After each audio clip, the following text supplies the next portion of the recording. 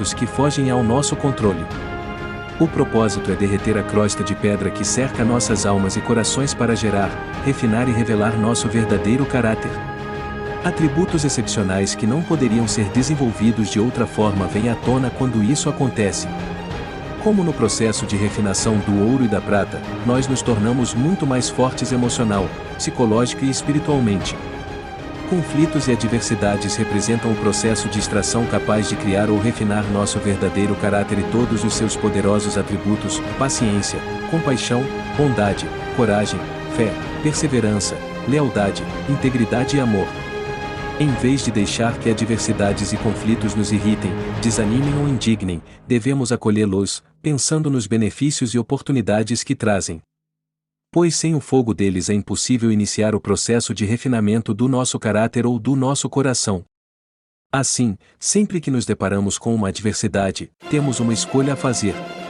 Ou capitulamos e ficamos desanimados e irritados, ou escolhemos ser pacientes e procuramos entender os benefícios que ela pode trazer a médio e longo prazos. A escolha é nossa, seja ela consciente ou não. Escolher o primeiro caminho nos tornará pessoas amargas, com uma intensa sensação de fracasso. Escolher o segundo nos transformará em pessoas melhores e mais fortes. Entretanto, a maior parte dos conflitos e adversidades é consequência direta das nossas ações. Meu pai teve um fim de vida sofrido por causa de anos seguidos de tabagismo.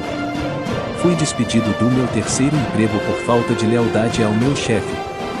Pare e pense um pouco a seu próprio respeito. Conflitos servem para amolar uma faca cega. Em Provérbios 27:17, Salomão diz: "No ferro se aguça com o ferro, assim como o homem com a presença de seu próximo." É difícil cortar algo com uma faca cega. Ela tem de ser afiada. Até pouco tempo atrás, a melhor maneira de afiar uma faca era raspá-la numa pedra de amolar.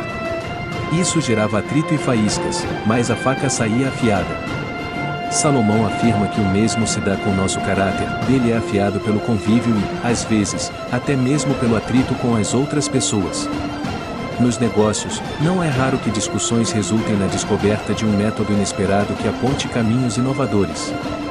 Georg Smalley nos ensina que o conflito dá acesso aos mais profundos níveis de comunicação e intimidade em um casamento ou em uma relação. As pessoas que fogem dos conflitos e evitam confrontos a qualquer custo podem, sem querer, estar causando mais mal do que bem aos seus relacionamentos. Um casamento sem conflitos e brigas jamais atingirá um nível profundo de intimidade. Os conflitos não devem ser vistos como um inimigo a temer, e sim como uma ferramenta necessária para um resultado melhor em qualquer área da vida. Redefinindo seu conceito de vitória. Muitos acham que vencer uma discussão é conseguir que a outra pessoa concorde conosco e seja convencida a fazer o que queremos. Se pensarmos assim, os diretores da Detroit Automobile venceram quando derrotaram Henry Ford. Vencer de fato, em qualquer situação, significa alcançar o melhor resultado possível. Geralmente é isso que ambas as partes desejam, mas a interpretação que elas dão aos fatos pode ser prejudicada por suas visões parciais, seu desejo de vencer ou sua incapacidade de ver mais além. Elas discutem sem compreender plenamente os fatos ou ficam obcecadas em impor seu ponto de vista.